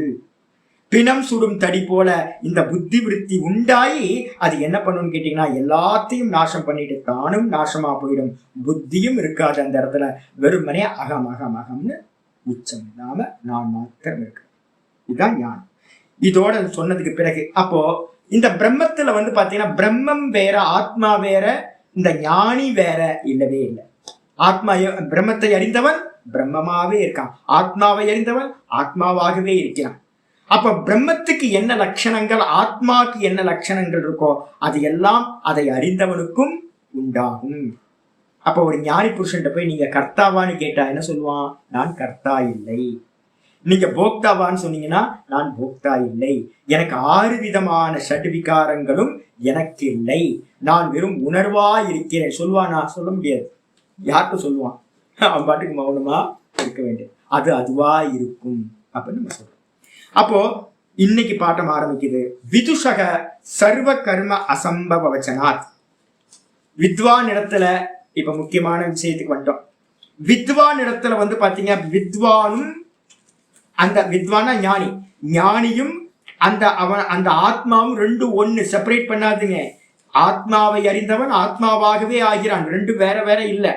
அதனால பிரம்ம தத்துவத்துல ஆத்ம தத்துவத்துல எந்த கர்மமும் சம்பவிக்காது. அது வெறும் உணர்வா இருக்கிறது, வெறும் பிரகாசம். அதே மாதிரி இந்த ஞானியின் இடத்துலயும் பிரகாச சுரூபமா இருக்கிறான். அவனும் வந்து பாத்தீங்கன்னா எந்த கர்மமும் அவனிடத்துல சம்பவிக்காது. ஞானி வெறும் உணர்வா இருக்கான். அதனால அந்த வித்வான் இடத்துல வந்து பாத்தீங்கன்னா கர்ம அசம்பவ வச்சனாத். என் மந்திரம் சொல்லுது, என்ன சொல்லிருக்கு? அவன் யாரை கொல்வான், யாரை கொல்விப்பான் அப்படின்னு ஆச்சாரியார் கிருஷ்ண பரமாத்மா சொல்றார். அப்ப என்ன அர்த்தம் கேட்டீங்கன்னா, பிரம்மத்தை அறிந்தவன் இடத்துல கர்த்திருவமும் சம்பவிக்காது, போக்திருத்துவமும் சம்பவிக்காது, ஹேத்து கர்த்திருவமும் சம்பவிக்காது. அப்போ சர்வ கர்ம வந்து பாத்தீங்கன்னா கர்ம சம்பவ அசம்பவா, அசம்பவம் கர்மம் வந்து அவன் இடத்துல செல்லுபடியே ஆகாது. அந்த வச்சனத்தினால யானி கர்மாணி சாஸ்திரேன விதியந்தே, எந்த கர்மங்கள் வந்து பாத்தீங்கன்னா சாஸ்திரத்தினால் விதிக்கப்படுகின்றனவோ, வேதத்துல வந்து பாத்தீங்கன்னா அநேக கர்மங்கள் இருக்கு. டோன்ட் டூஸ் தான் வேதம். சாஸ்திரம்னா என்ன அர்த்தம்? லெஃப்ட்ல போ, ரைட்ல போ, இந்த பக்கம் போகாத. இதேதான் வந்து சொல்லிக்கிட்டே இருக்கும் மொத்த சாஸ்திரங்களும். அப்போ சாஸ்திரங்கள் வந்து பாத்தீங்கன்னா கர்மங்களை வந்து பாத்தீங்கன்னா அநேக கர்மங்களை விதிக்குது. யாருக்குன்னு கேட்டீங்கன்னா, தானி அவிதுஷோ விகிதானி இது பகவதோ நிச்சய அவகம்யதே. அப்ப கர்மங்கள் எல்லாம் யாருக்காக அப்படின்னு கேட்டீங்கன்னா, ஆத்மாவை அறியாத அஜ்ஞானிகளுக்கு மாத்திரமே அவிதுஷோ விகிதானி. அஜ்ஞானிகளுக்கு மட்டும்தான் வந்து பாத்தீங்கன்னா கர்மங்களை சாஸ்திரங்கள் விதிக்கின்றன. பிருகதாரண்ய உபனிஷத்துல வந்து பாத்தீங்கன்னா மந்திரங்கள்லாம் இருக்கு. ஆச்சரியர் ரொம்ப இதா எழுதுற. இந்த வேத மந்திரமே கூட வந்து பாத்தீங்கன்னா ஞானி புருஷனை இதை பண்ணு இதை பண்ணாதுன்னு சொல்றதுக்கான சாமர்த்தியம் வேதத்துக்கே இல்லை. ஈஸ்வரனே வந்து பாத்தீங்க அப்படின்னா, இங்க சொல்ல போற பின்னாடி வரப்போகுது உங்களுக்குலாம், ஞானிய வந்து பாத்தீங்கன்னா ஈஸ்வரன் கூட வந்து பாத்தீங்க அப்படின்னா, ஏன்பா இப்படி போய் ஓரமா உட்காரு, அப்படி போ இப்படி போ அப்படின்னா சொல்ல முடியாதான். ஈஸ்வரனே கூட ரெக்வஸ்ட் பண்ணிக்கலாம் ஞானிட்ட. பிரம்மஞானியா நம்ம ரமண பகவான் மாதிரி ஒருத்தர் இருக்காரு அப்படின்னா, ஈஸ்வரன் என்ன பண்ணுவாரு அப்படின்னு கேட்டீங்கன்னா, கொஞ்சோண்டு ஒரு ஆப்ளிகேஷன் இருக்கு, உங்களால எனக்கு ஆக வேண்டியிருக்கு அப்படின்னு அவரே ஒரு விண்ணப்பம் தான் போட முடியும் ஒழிய கமாண்ட் பண்ண முடியாது. அது மாதிரி சாஸ்திரங்கள் சொல்லுது. அப்போ மொத்த வேதத்தில் இருக்கக்கூடிய கருமங்கள் எல்லாம் யாருக்காகன்னு கேட்டீங்க அப்படின்னா அஞ்ஞானிகளுக்கு, ஆத்மாவை அறியாதவர்களுக்கு மட்டும்தான் வேதங்கள் கருமங்களை விதிக்கின்றன என்று பகவதோ நிச்சயக அவகம்யதே, பகவானோட வச்சனத்திலிருந்து நிச்சயமாக அறியப்படுகின்றது. ரொம்ப கிளியரா சொல்லியாச்சு. வித்வானிடத்துல கர்ம அசம்பவ வச்சனம், வித்வானிடத்துல ஞானி புருஷனிடத்துல கர்மம் சம்பவிக்கவே சம்பவிக்காது. அவன் கர்த்தாவும் இல்லை, ஹேத்து கர்த்தாவும் இல்லை. புரியுதா? அதுக்கு அடுத்தது நனு வித்யாபி அவிதுஷயேவ விதீயதே. பூர்வபக்ஷ உடனே கேள்வி கேட்கிறான். என்னன்னு கேட்டீங்கன்னா கர்மம் யாருக்கு? அஜ்ஞானிக்கு தான் கர்மம். கரெக்டா? ஞானிக்கு கர்மம் இல்லை. அதே மாதிரி ஞானமும் கூட வித்யா அபி, வித்யான்னு சொல்லக்கூடிய ஞானமும் கூட, ஆத்ம ஞானமும் கூட அஜ்ஞானிக்கு தான். அவிதுஷயேவ விதீயதே, அஜ்ஞானிக்கே விதிக்கப்படுகின்றது. நம்ம எல்லாம் அஜ்ஞானி தானே, நம்ம எல்லாம் அஜ்ஞானியா இருக்கோம். அப்ப உட்காந்து பாடம் படிச்சுட்டு இருக்கோம்ல, எதுக்காக பாடம் படிக்கிறோம்? நம்ம பாத்தீங்கன்னா வேதாந்தம் தெரிஞ்சுக்கணுன்றதுக்காக பாத்தீங்கன்னா ஆத்மாவை தெரிஞ்சுக்கணுன்றதுக்காக பாடம் படிக்கணும். இது வித்யா அபியாசம், ஞான அபியாசம் பண்ணிக்கிட்டு இருக்கோம். அவன் பூர்வபக்ஷி கரெக்டா கேட்கிறான், அஜ்ஞானிக்கு தான் கர்மம், அஜ்ஞானிக்கு தான் பாத்தீங்க அப்படின்னா ஞானமும் கூட விதிக்கப்படுகிறது அப்படின்னு சொல்றான். சொன்ன மாத்திரத்துல விதித்த வித்யசிய பிஷ்ட பேஷனவத்து. இப்ப கேள்வி கேட்கிறோம், தெரிஞ்சிடுச்சா? ஆமா, ஒரு கிரந்தம் தத்துவபோதம் படிச்சாவே தெரிஞ்சிட போகுது. தத்துவபோதம் படிச்சோடனே நான் ஆத்மாவா இருக்கேன் அப்படின்னு தெரிஞ்சிடும். யாராவது ஒரு 15 நாள் கேம்ப் எடுத்தாங்க அப்படின்னா ஒரு உபனிஷத்தோ இல்லை ஒரு சின்ன டெக்ஸ்டோ, சங்கரோட டெக்ஸ்ட், சின்னதா ஆத்மபோதம், தத்துவபோதம், இது மாதிரி ஏதாவது ஒரு டெக்ஸ்ட் எடுத்தாவே உங்களுக்கு தெரிஞ்சிடும். இது வரைக்கும் 1.5 வருஷமா இருந்தவங்க எல்லாத்துக்கும் ஆத்மாவா நான் இருக்குன்னு தெரியாத நான் எத்தனை வாட்டி கதறி கதறி சொல்லிட்டு இருக்கேன்.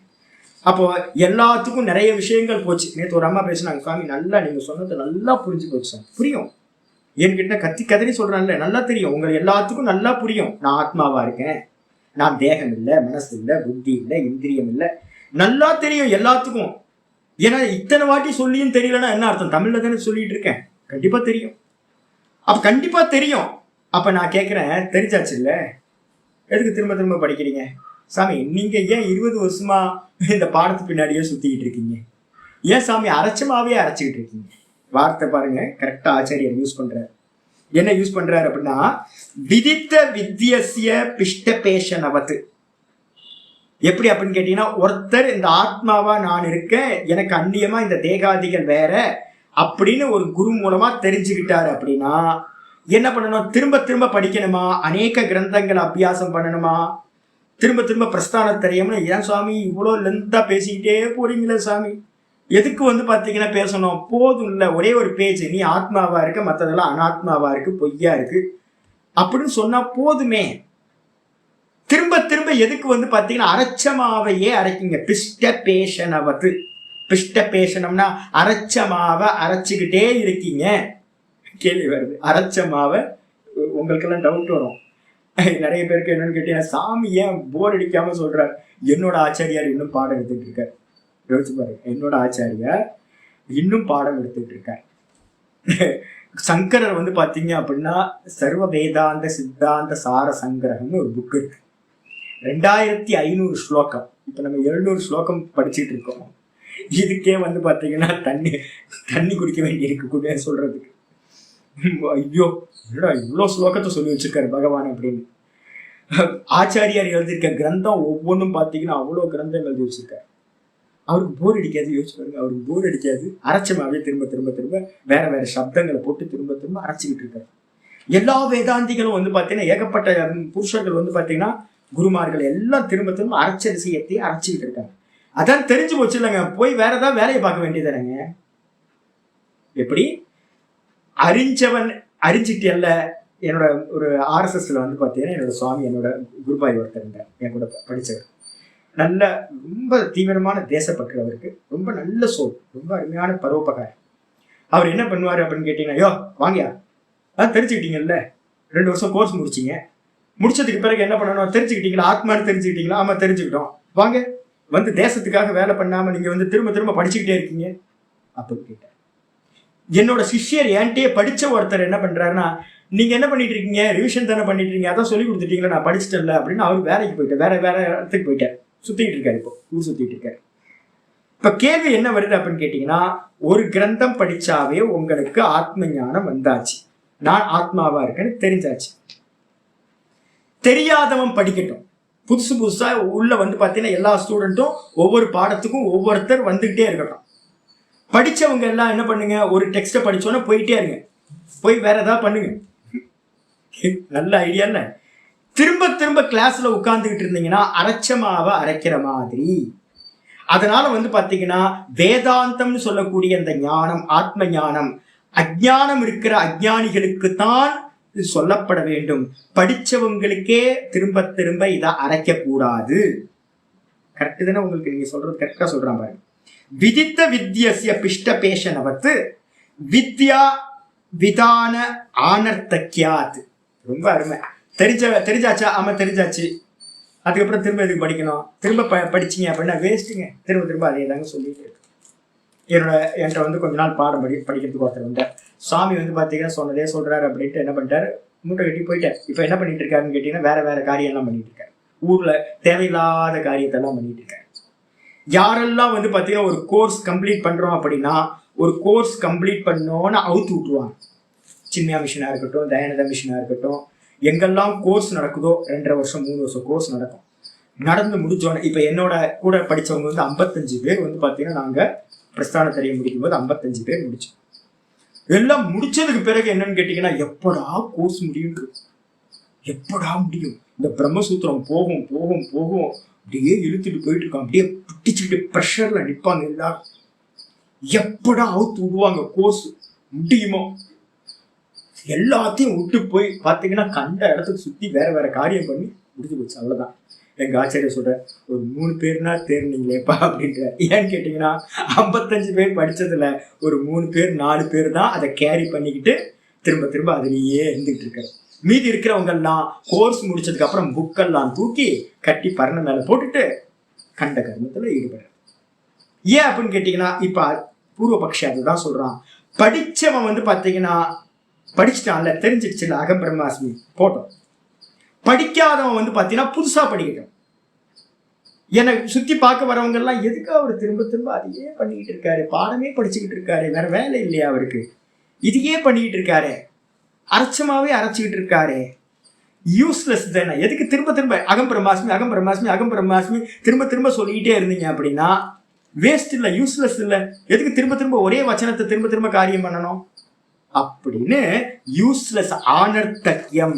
திரும்ப திரும்ப ஞானத்தை உடையவன் திரும்ப திரும்ப ஞான அபியாசம் பண்றது ஆனர்த்தக்கியம் அப்படின்ற, யூஸ்லெஸ் அப்படின்ற. தத்திர அவிதுஷக கர்மாணி விதியந்தே ந விதுஷக இது விசேஷோ ந உபபத்தியதே. அதனால நீங்க சொல்றீங்க என்னன்னு கேட்டீங்கன்னா, அஜ்ஞானிக்கு கருமங்கள் விதிக்கப்படுகிறது, வித்வானுக்கு வந்து ஞானி புருஷனுக்கு இல்லை, கர்மங்கள் இல்லைன்னு நீங்க சொல்றீங்களே, இதுல எந்த ஒரு ஸ்பெஷல் கேட்டகரியும் இல்லைங்க. அஜ்ஞானிக்கு கருமங்கள் விதிக்கப்படும். மொத்த சாஸ்திரங்களும் வேத சாஸ்திரங்களும் அஜ்ஞானிக்கு கருமத்தை விதிக்கின்றன, ஞானிக்கு இல்லைன்னு நீங்க சொன்னீங்களே, இதுல என்ன கேட்டகரி வேண்டி இருக்கு? ஞானி அஜ்ஞானின்னு. படிச்சவன் எல்லாம் திரும்ப கர்மத்தை பண்ண போட்டோம். கரெக்டு தானே? படிச்சவன் என்ன பண்ணட்டும், கர்மத்துக்கு போயிட்டான். படிச்சாச்சுல, தெரிஞ்சு போச்சு இல்ல, அவன் கர்மத்தை பண்ண போட்டோம். படிக்காதவன் என்ன பண்ணட்டும், கர்மத்துல இருக்கிறவன் என்ன பண்ணட்டும், ஞானத்தை அபியாசம் பண்ணட்டும்.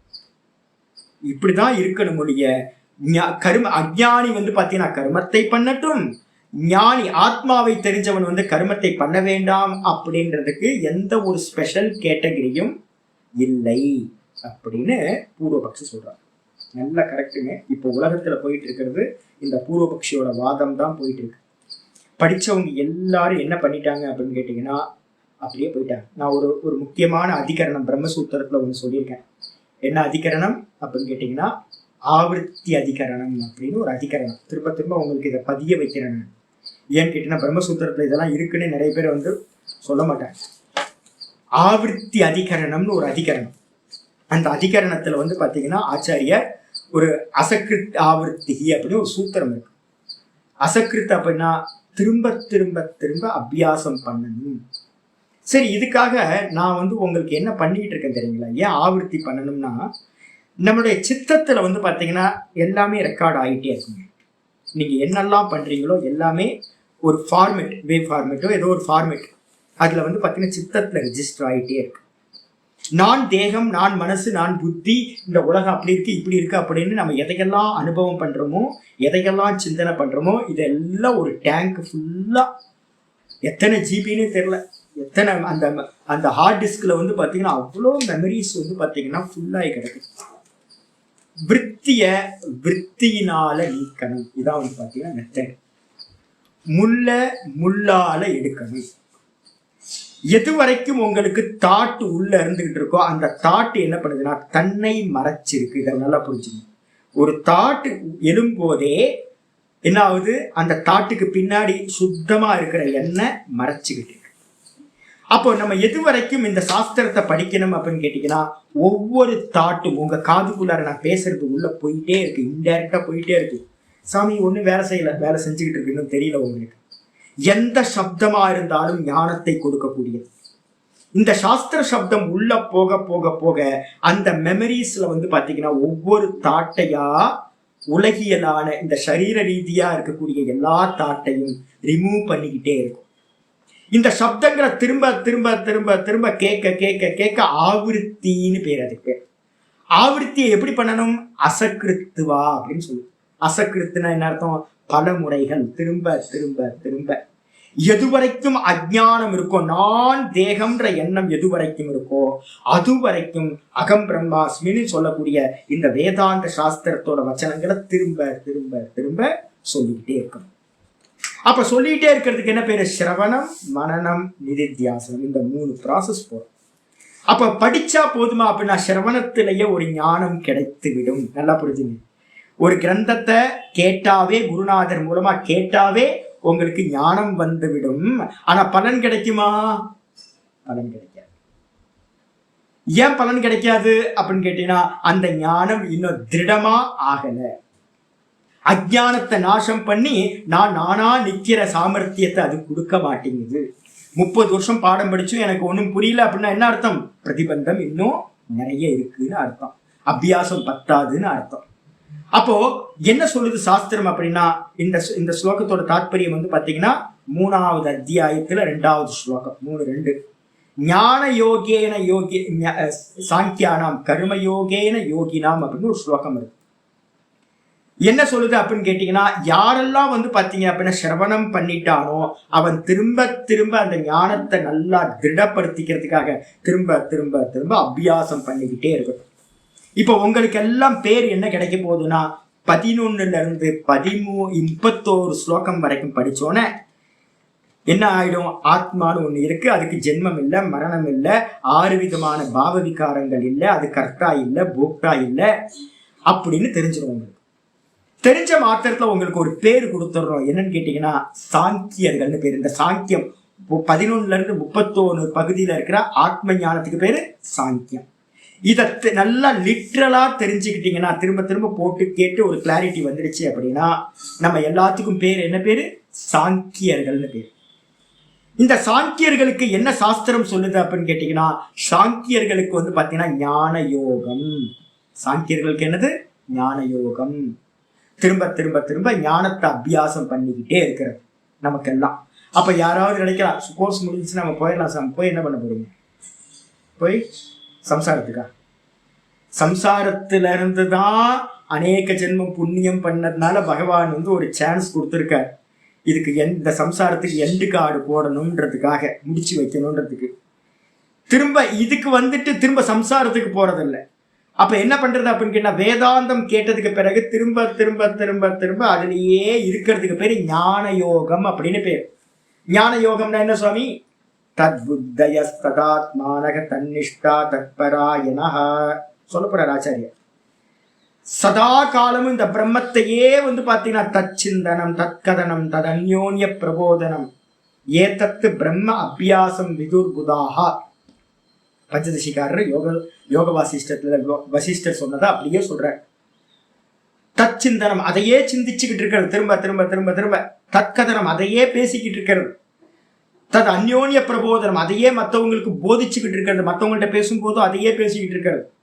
இதுக்கு இந்த 3 காரியம் பண்றது, அதையே பேசுறது, அதையே சிந்திக்கிறது, அதையே மற்றவங்களுக்கு சொல்லி கொடுக்கறது. இதுலயே கமிட் பண்ணிக்கிட்டு இருந்தீங்கன்னா அதுக்கு என்ன பேர் அப்படின்னா 24 மணி நேரம் தூங்குற சமயம் போக மீதி எல்லாம் இதே காரியத்தை பண்றீங்கன்னா அதுக்கு பேரு பிரம்ம அபியாசம் அப்படின்னு பேர். அந்த பிரம்ம அபியாசத்துக்கு பேர் தான் ஞான யோகம்னு பேர். சிரவணம், மனனம், நிதித்தியாசம் இதுலயே இருக்கிறதுக்கு பேர். அப்போ சாங்கியர்களுக்கு வந்து பாத்தீங்கன்னா இப்ப இந்த ஞானத்தை அடைஞ்சவங்களுக்கு திரும்ப திரும்ப திரும்ப பலனை அடைகிற வரைக்கும் போயிட்டே இருக்கணும். ஆவர்த்தி அதிகரணம் சொல்லுது. எது வரைக்கும் இடிக்கணும்னு யாராவது கேள்வி கேட்டா என்ன சொல்லுவீங்க? நெல்லை இடிக்கணும். எது வரைக்கும் இடிக்கணும்? அதுல இருக்க உமி தனியா அரிசி தனியா போற வரைக்கும் இடிச்சுக்கிட்டே இருக்கணும். அதே மாதிரி ஞான அபியாசம் எது வரைக்கும் இருக்கணும் அப்படின்னு கேட்டீங்கன்னா இந்த நான் தனியா இந்த தேகாதிகள் தனியா செப்பரேட் ஆகிற வரைக்கும் இடிச்சுக்கிட்டே இருக்க வேண்டியது அப்படின்னு சொல்லியிருக்கு. அப்ப பூர்வ பக்ஷிக்கு இதுதான் இது. கருமிகளுக்கு வந்து பாத்தீங்கன்னா கர்மினாம் கர்ம யோகா, சாங்கியானாம் ஞான யோகா அப்படின்னு 3வது அத்தியாயத்துல 3வது ஸ்லோகமோ 2வது ஸ்லோகமோ சொல்லு. 3வது அத்தியாயத்துல 3வது ஸ்லோகம் சொல்லு. அப்ப கர்மிகளுக்கு வந்து பாத்தீங்கன்னா என்ன விதிக்குது அப்படின்னா இந்த உலகத்துல ஆத்மாவை அறியாதவங்க நிறைய இருக்காங்க. அவங்களுக்கு தான் காலையில இருந்து சாயந்தரம் வரைக்கும் என்னென்ன கர்மங்களை பண்ணணும்னு சாஸ்திரம் திரும்ப திரும்ப இதை பண்ணு அதை பண்ணு அப்படின்னு ஏகப்பட்ட கர்மங்களை சொல்லிக்கிட்டே இருக்கு. ஆயிடுச்சு உங்களுக்கு? அப்ப ஞானிகளுக்கு நல்லா புரிஞ்சுங்க, சாஸ்திரம் படிச்சவங்களுக்கு கர்மம் விதிக்கவில்லை, அந்த ஞானத்தை அனுபவமா மாத்திக்கிறதுக்கு தான் விதி சொல்லப்பட்டிருக்கு அப்படின்னு வந்து பாத்தீங்கன்னா சாஸ்திரம் சொல்லுது. இதுல வந்து பாத்தீங்கன்னா இவனுக்கு பூரணமான அறிவு இல்லை. யாருக்கு? சிஷ்யனுக்கு. அதனால அவன் கேள்வி கேட்கறான். என்னன்னு கேட்டீங்கன்னா இதுல என்னங்க கேட்டகரி? ஒருத்தன் தெரிஞ்சவன் என்ன பண்ணட்டும்? ஆத்மாவை தெரிஞ்சுக்கிட்டு கர்மத்துக்கு போகட்டும். ஆத்மாவை தெரியாதவன் அஜ்ஞானி என்ன பண்ணட்டும்? ஆத்மாவை தெரிஞ்சுக்கிறதுக்காக குருட்ட வந்து ஆத்மாவை தெரிஞ்சுக்கட்டும். தெரிஞ்சவன் என்ன பண்ணட்டும்? போகட்டும், வேற காரியத்தை பண்ணட்டும். தெரியாதவன் வந்து படிக்கட்டும்.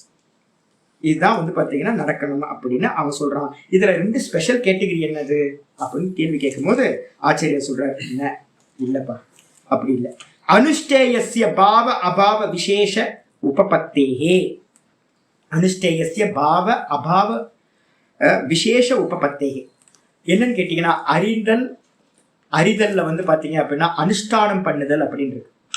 அனுஷ்டிக்கிற விஷயத்துல வந்து பாத்தீங்கன்னா அனுஷ்டித்தல், அனுஷ்டிக்காமல் போதல், அதை வச்சுக்கிட்டு வந்து பாத்தீங்கன்னா விசேஷம் வருது அப்படின்னு சொல்ற. விசேஷம் இருக்குங்க. எப்படி அப்படின்னு கேட்கும்போது ஒரு எக்ஸாம்பிள் சொல்றார். அக்னிஹோத்ராதி வித்யர்த்த ஞான உத்தர காலம். லோகத்துல இருக்கிற எல்லா வித்யாவும் எடுத்துங்க. லோகத்துல வந்து பாத்தீங்கன்னா இன்ஜினியரிங் படிக்கிறோம், டாக்டர் படிக்கிறோம், ஏகப்பட்ட ப்ரொஃபஷனல் கோர்ஸ் எல்லாம் படிக்கிறோம். படிச்சவெல்லாம் என்ன பண்றான்? முதல்ல வந்து ஒரு கோர்ஸ்ல ஜாயின் பண்ணி நல்லா படிக்கிறான். டாக்டர் எடுத்துங்க, ஹவுஸ் சர்ஜனா வந்து பாத்தீங்கன்னா படிச்சதுக்கு அப்புறம் 1 வருஷம் ஹவுஸ் சர்ஜனா இருந்து அதுக்கப்புறம் வந்து பாத்தீங்கன்னா போய் தனியா கிளினிக் வச்சுக்கோ, இல்லை எங்கேயாவது ஜாப் பண்ணு, ப்ராக்டிஸ் பண்ணு அப்படின்னு சொல்லிடுறோம். எந்த ஒரு ப்ரொஃபஷனல் கோர்ஸா இருந்தாலும் அந்த ப்ரொஃபஷனல் கோர்ஸ் எப்படி இருக்கு? முதல்ல இன்ஜினியரிங்கா இருக்கட்டும் இல்லை டாக்டரா இருக்கட்டும் என்னவோ அதை படிக்கிறது. படிச்சதுக்கு பிறகு வந்து பாத்தீங்கன்னா அதை அப்ளை பண்றது, அதுக்காக ஒரு ஜாபுக்கு போறது. அதான் இந்த உலகத்துல நம்ம பார்க்கிறோம். அதே மாதிரி வேதத்தோட பூர்வபாகம், வேதத்தோட பூர்வபாகம் எல்லாமே கர்மங்கள்.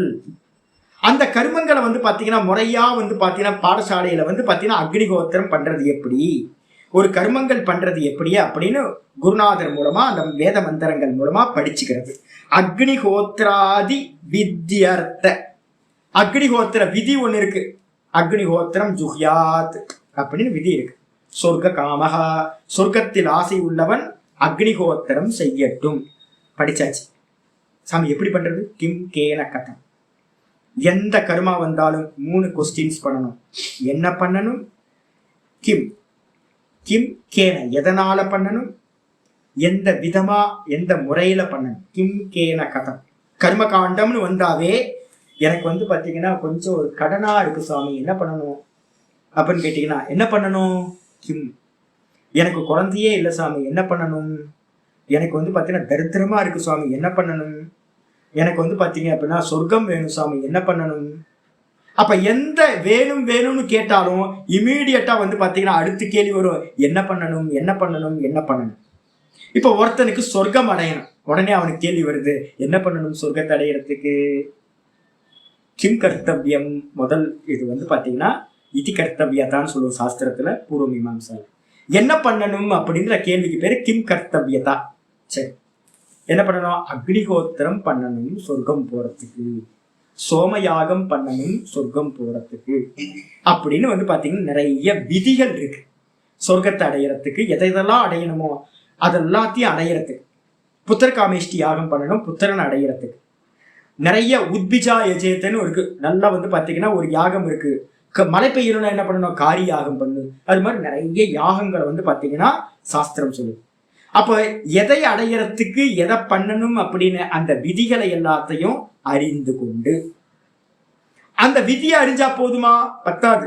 கிம் கர்த்தவியம் கேன கர்த்தவியம், இந்த அக்னிஹோத்திரத்தை எதனால பண்ணணும் அப்படின்னு கேள்வி. எந்த விதமா பண்ணணும்? கேன கர்த்தவியம், அதுக்கப்புறம் கதம் கர்த்தவியம். 3 கர்த்தவியங்கள் சொல்றோம். எதை பண்ணணும், எதனால பண்ணணும், எப்படி பண்ணணும் அப்படின்னு 3 கொஸ்டின். எந்த வேலை இருந்தாலும் இந்த 3 வந்துடும். இத குருநாதர் மூலமா பாடம் படிச்சு என்ன பண்றது அப்படின்னா ஞான உத்தர காலம் நல்ல முறையில குருட்ட இருந்து பாடம் படிச்சு அதுக்கு பிறகு கோர்ஸ் கம்ப்ளீட் ஆயிடுச்சு. இன்ஜினியரிங்கோ மெடிக்கலோ இல்ல வந்து வேத பாடமோ கம்ப்ளீட் ஆயிடுச்சு. ஆனதுக்கு பிறகு அக்னிஹோத்திராதி கரும, அந்த அக்னிஹோத்திரம்ன்ற கருமத்தை இவன் என்ன பண்ண போறான்? பண்றான். எப்படி பண்றான்? அநேக சாதன உபசம்ஹார பூர்வகம் அனுஷ்டேயம். அநேக சாதனங்களை வந்து பாத்தீங்கன்னா நிறைய திரவியங்கள், ஒரு ஹோமம் பண்றதுக்கு என்னெல்லாம் வேணுமோ அந்த திரவியங்களை எல்லாத்தையும் கலெக்ட் பண்ணி உபசம்ஹாரம்னா கலெக்ட் பண்ணி அதை வச்சுக்கிட்டு வந்து பாத்தீங்கன்னா தான் குருநாதர் மூலமா என்ன படிச்சானோ அதை அப்ளை பண்றான். ஒரு இன்ஜினியரிங் படிச்சவன் வந்து பாத்தீங்கன்னா ஒரு ஃபேக்டரி ஆரம்பிக்கிறான். ஒரு மெடிசின் படிச்சவன் வந்து பாத்தீங்கன்னா ஒரு கிளினிக்கை வந்து ஒரு ஹாஸ்பிட்டலை ஓபன் பண்றான். அதே மாதிரி ஒரு அக்னிஹோத்திரத்தை பத்தி படிச்சவன் அக்னிஹோத்திரம் பண்றதுக்கு எல்லாத்தையும் சேர்த்து ஒரு அக்னிஹோத்திரத்தை பண்ண ஆரம்பிக்கிறான். ஆயிடுச்சா? அப்போ எப்போ அப்படின்னு கேட்டீங்கன்னா முதல்ல ஞானம் வருது, அந்த கர்மத்தை எப்படி பண்றது அப்படின்னு. அதுக்கப்புறம் வந்து பாத்தீங்கன்னா அதை எக்ஸிக்யூட் பண்ண போறோம்.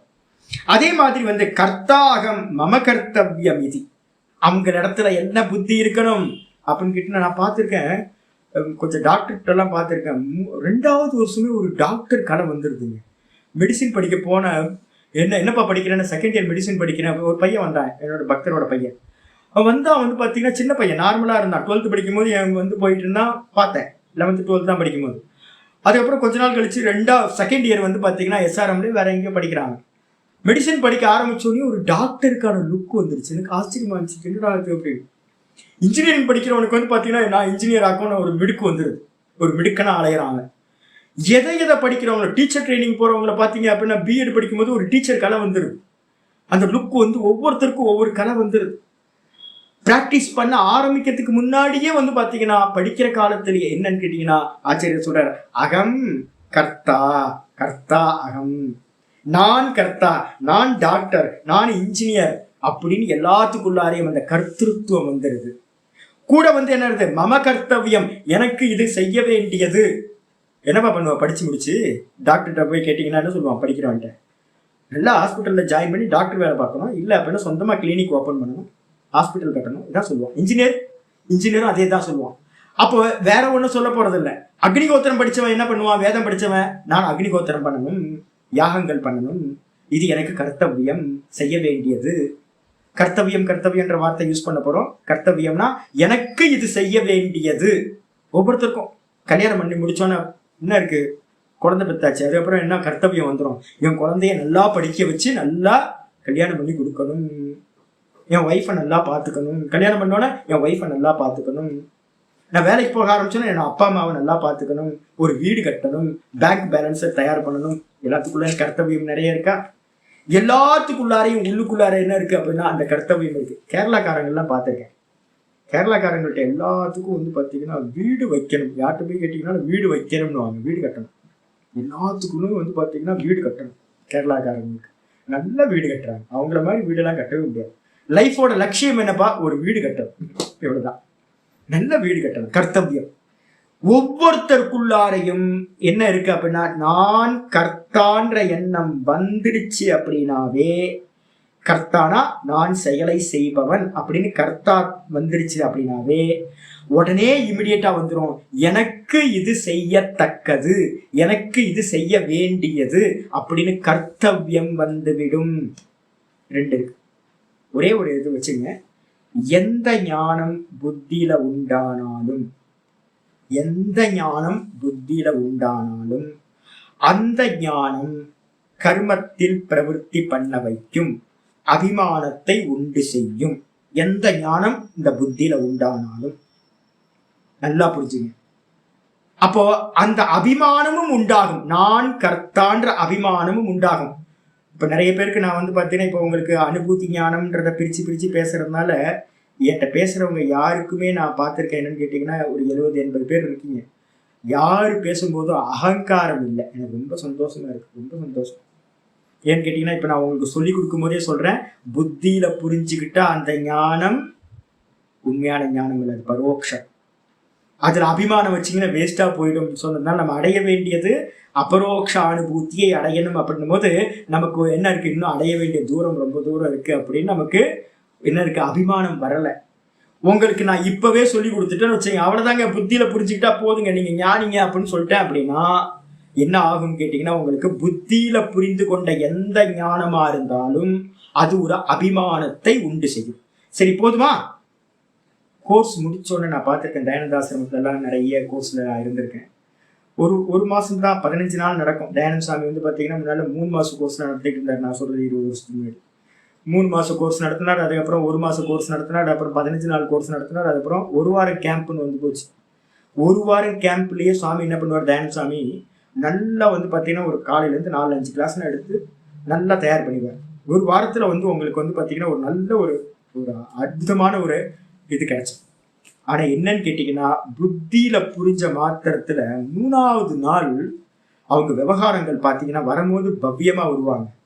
3வது நாள் நான் ஆத்மாவா இருக்க, நான் பிரம்மமா இருக்கேன்னு தெரிஞ்சோன்னு அப்படியே கொம்பு முளைச்சிருங்க எல்லாத்துக்கும். மேக்சிமம் இந்த புத்தியில எந்த ஞானம் புரிஞ்சாலும் அந்த புத்தியில ஒரு அபிமானம் இருக்கு, நல்லா புரிஞ்சுங்க. புத்தியில இருக்கிறது அபிமானம். எனக்கு கம்ப்யூட்டர் படிக்கிறதுக்கு முன்னாடி கொஞ்சம் இதாக இருக்கும், ஒரு லாவாவோ ஒரு ஏதோ ஒன்று படிக்கிறேன் அப்படின்னா உடனே படித்த மாத்திரத்தில் என்ன ஆயிரும் அப்படின்னு கேட்டிங்கன்னா, உடனே எனக்கு இது தெரியும், கம்ப்யூட்டர் தெரியும், அது தெரியும், இது தெரியும், டேலி தெரியும், அது தெரியும், இது தெரியும், உடனே கொம்பு முளைச்சிருவாங்க. உலகத்தில் இருக்கிற எந்த ஞானமா இருந்தாலும் புத்தியில உண்டாகும் போது அங்க அந்த ஞானத்தை உடையவன் நான் வேதம் படிச்சிட்டேன், நான் இன்ஜினியரிங் படிச்சிட்டேன், நான் மெடிசின் படிச்சிட்டேன் அப்படின்னு ஒரு அபிமானம் வந்துடும். சரி, அபிமானம் வந்தோன்னு என்ன ஆகும்? அதுக்கப்புறம் பாத்தீங்கன்னா, எனக்கு இது கர்த்தவியம், எனக்கு இது செய்யத்தக்கது அப்படின்னு என்ன ஆயிரும், கர்த்தவியம்னு ஒரு கர்மா வந்துடும். அதுல பிரவருத்தி பண்ண ஆரம்பிச்சுவா உலகத்துல இருக்கிறவங்க எல்லாம். இந்த வேதாந்த ஞானமும் பாத்தீங்க அப்படின்னா உலகத்துல இருக்கிற எல்லா ஞானமும் ஒரு கர்மத்துல பிரவருத்தி பண்ணும். நல்லா தெரியுங்க, புத்தியில எந்த ஞானம் உண்டாகுதோ அது அந்த ஞானத்திலிருந்து கர்மத்துல பிரவருத்தி பண்ண வைக்கும். மனசுல புரிஞ்சுங்க, புத்தியில உண்டாகிற ஞானம் அகம் கர்த்தான்ற அபிமானத்தை உண்டு பண்ணும். எனக்கு இது தெரியும், அது தெரியும்ன்றது ஞானத்தை உண்டு பண்ணும். தெரிஞ்ச மாத்திரத்துல அந்த ஞானம் ஒரு கர்மத்துல பிரவருத்தி பண்ண வைக்கும். இதுதான் ரொம்ப டிஃப்ரெண்ட், முக்கியமானது.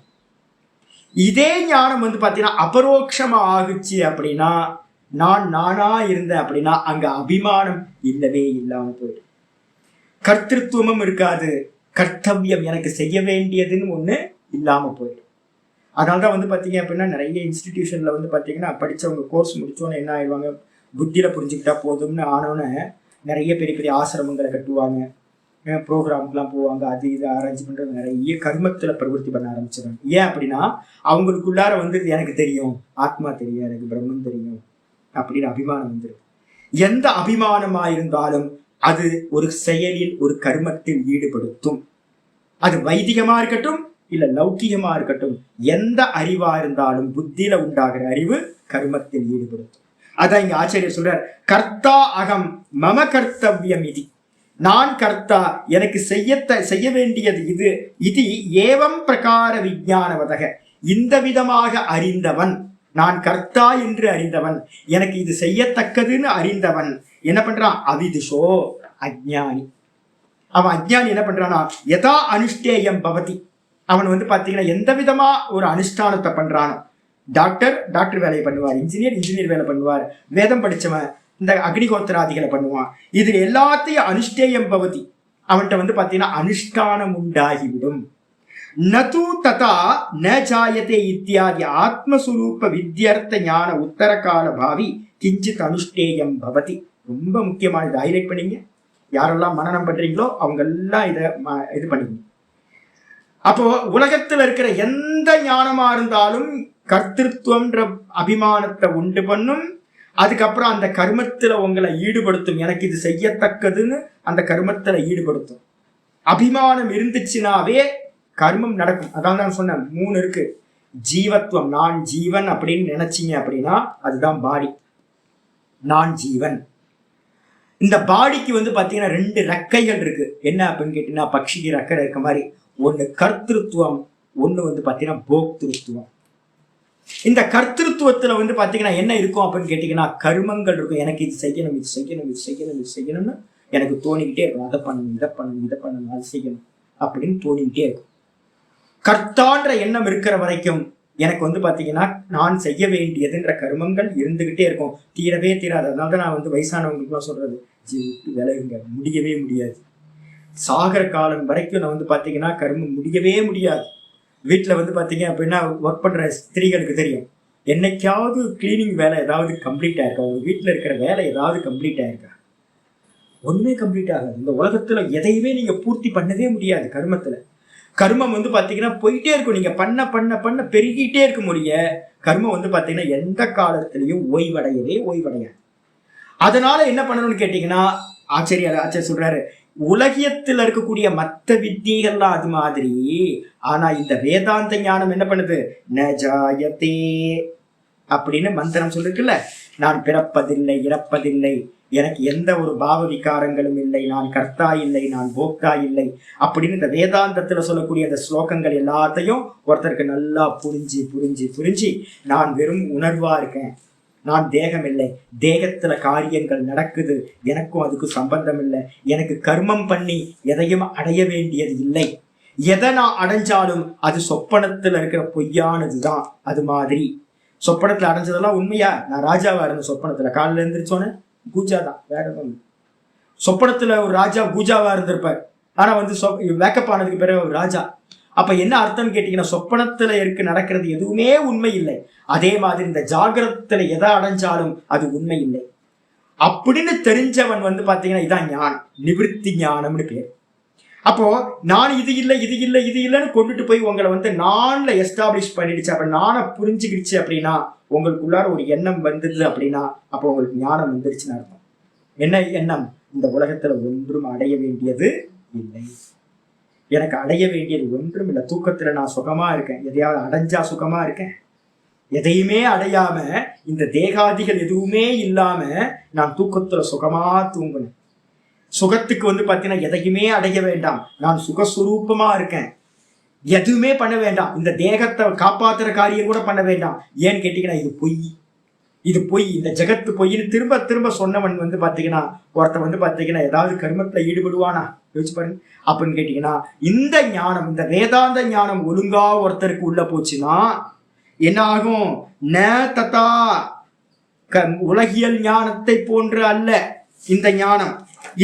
ந ஜாயத்தே இத்தியாதி, ந ஜாயத்தே மிரியத்தே அப்படின்ற ஸ்லோகங்கள் எல்லாம், ஆத்ம லட்சணங்களை சொல்ற எல்லா ஸ்லோகங்களும் ஆத்மஸ்வரூப வித்யர்த்த ஞான உத்தர கால பாவி. ஆத்ம ஞானத்தை குருநாதர் மூலமா அறிஞ்சு அதை நல்லா டைஜஸ்ட் பண்ணி அதோட உத்தர காலம் நீங்க அறியறீங்க. அறிஞ்சதுக்கு பிறகு அதுக்கு பின்னாடி வந்து பாத்தீங்கன்னா கிஞ்சித் அனுஷ்டேயம் ந பவதி, கொஞ்சம் கூட அனுஷ்டானம் பண்றதுக்குன்னு ஒண்ணு இல்லவே இல்லை. நல்லா தெரிஞ்சுங்க. இத படிச்சு முடிச்சதுக்கு பிறகு வந்து பாத்தீங்கன்னா நேத்தி தான் பண்ண வேண்டியது. அது எங்க பண்ணணும்? உள்ளதான் நடக்குது, தாட்ல தான் வந்து பாத்தீங்கன்னா பண்ண வேண்டியிருக்கு. ஏதாவது வெளியில கர்மம் பண்ண வேண்டியிருக்கா? ஒரு ஹோமம் பண்ணலாமா சாமி மோட்சத்துக்கு? படிச்சு முடிச்சிட்டீங்க, ஒரு ஹோமத்தை பண்ணலாம், ஒரு யாகத்தை பண்ணலாம், ஒரு பூஜையை பண்ணலாம், இதெல்லாம் பண்ணி ஞானத்தோட பலன் எடுக்கலாமான்னு கேட்டீங்கன்னா இல்லை. இந்த ஆத்ம ஞானம் என்ன பண்ணுது அப்படின்னு கேட்டா, பண்ணிக்கிட்டு இருக்கிற எல்லாத்தையும் நிப்பாற்றுறதுதான் பண்ணுது ஒழிய புதுசா ஒன்ன பண்ண வைக்கல. நான் கர்த்தான்னு நான் நினைச்சுக்கிட்டு இருக்கிற வரைக்கும் எனக்கு அபிமானம் இருக்கும், எனக்கு கர்மத்தை பண்ணணும்ன்ற அபிமானம் இருக்கும். மந்திரம் சொல்லுது நீ கர்த்தா இல்லை, நீ போக்தா இல்லை, நீ அடைய வேண்டியது ஒண்ணும் இல்லை, இது எல்லாம் பொய்ன்னு சொல்லிச்சு அப்படின்னா எப்படி கர்மம் சம்பவிக்கும்? அப்ப வேதாந்தத்தை படிச்சதுக்கு பிறகு கர்மம் சம்பவிக்காது. வேற எந்த ஞானத்தை படிச்சாலும் அந்த ஞானம் கர்மத்தோட உங்களை கனெக்ட் பண்ணும், பிரவൃத்தியில ஈடுபடுத்தும். இந்த வேதாந்தம் ஒழுங்கா படிச்சீங்கன்னா, அப்ப யாராவது வேதாந்தம் படிச்சுட்டு திரும்ப ஞான யோகத்திலேயே இல்லாம வெளியில போய் கர்மத்துல ஈடுபடுறான் அப்படின்னா நீங்க நல்லா தெரிஞ்சுக்கலாம், அவர் சரியா படிக்கல, மக்கு ஸ்டூடெண்ட்டு, தப்பா படிச்சிருக்காரு, ஏதோ பலகீனம் அப்படின்னு கிளியரா தெரிஞ்சுக்கலாம். வேதாந்தம் படித்தவன் திரும்ப திரும்ப அந்த அபியாசத்திலேயே தான் மனனம் பண்ணி நிதித்தியாசனம் பண்ணி நானா நிக்கிறதுக்கு என்ன உண்டோ அதை தான் பண்ணணும், அதுதான் பண்ணுவான் புரிஞ்சா. அப்ப புரியாதவன் தான் என்ன பண்ணுவான்னு கேட்டீங்கன்னா, வேதாந்தம் படிச்சதுக்கு பிறகு வெளியில போய் காரியம் பண்ணுவான். அப்ப அது என்ன ஆயிடும்னு கேட்டீங்கன்னா, உலகியல் ஞானம், அகாடமிக்கான நாலேஜ் மாதிரி ஆயிடும். ஆனா இந்த ஞானம் அப்படி இல்லை, நிவிருத்தி ஞானம்னு பேரு ஞானம். அதனால ரெண்டுத்துக்கும் டிஃப்ரெண்ட் இருக்கு. ஒரு ஞானம் கர்மத்தை பத்தின ஞானம் கர்மத்துல பிரவருத்தி பண்ண வைக்கிறது. இந்த ஆத்மாவை பத்தின ஞானம் கர்மத்திலிருந்து விலகி உங்களை சொரூபத்துல எஸ்டாப்ளிஷ் பண்ண வைக்குது. அப்ப இதுதான் வித்தியாசம். டிஃப்ரெண்ட் பாத்தீங்கன்னா இதுதான் அப்படின்னு ஆச்சாரியா சொல்லி முடிக்கிறார். நாளைக்கு மீதி என்னமோ. ஓம் பூர்ணமத பூர்ணமிதம் பூர்ணாத் பூர்ணமுதச்யதே பூர்ணஸ்ய பூர்ணமாதாய பூர்ணமேவாவசிஷ்யதே. ஓம் சாந்தி சாந்தி சாந்தி. ஹரி ஓம். ஸ்ரீ குருभ्यो நமः. ஹரி ஓம். ஓம் கீதா சாஸ்திரமிதம் புண்ணியம் யத் படேத் பிரயதத் புமான் விஷ்ணோ பதமவாப்னோதி பஜசோகாதிவர்ஜிதः. கீதாத்யயனசீலஸ்ய பிராணாயாமபரஸ்ய ச நைவ சந்தீஹி பாபானி பூர்வஜன்மக்ருதானி ச மலநிர்மோச்சனம் பும்சாம் ஜலஸ்நானம் தினே தினே சகிருத்கீதாம்பசி ஸ்நானம் சம்சாரமலநாசனம். गीतासु गीता कर्तव्या किमन्यै शास्त्रविस्तरैः या स्वयं पद्मनाभस्य मुखपद्मात् विनिश्रुता. भारतामृतसर्वस्वं विष्णोवक्त्रात् विनिश्रुतं. गीता गङ्गोदकं पीत्वा पुनर्जन्म न विद्यते. सर्वोपनिषदो गावः दोग्धा गोपालनन्दनः. पार्थो वत्ससुधीर्भोक्ता दुग्धं गीतामृतमहत्. एकं शास्त्रं देवकी पुत्रगीतम् एको देवो देवकी पुत्र एव. एको मन्त्रस्तस्य नामानि यानि कर्माप्येकं तस्य देवस्य सेवा. इति श्रीमद्भगवद्गीता माहात्म्यं सम्पूर्णं. श्रीकृष्णाय परमात्मने नमः. श्रीकृष्ण कृष्ण कृष्ण. ओम.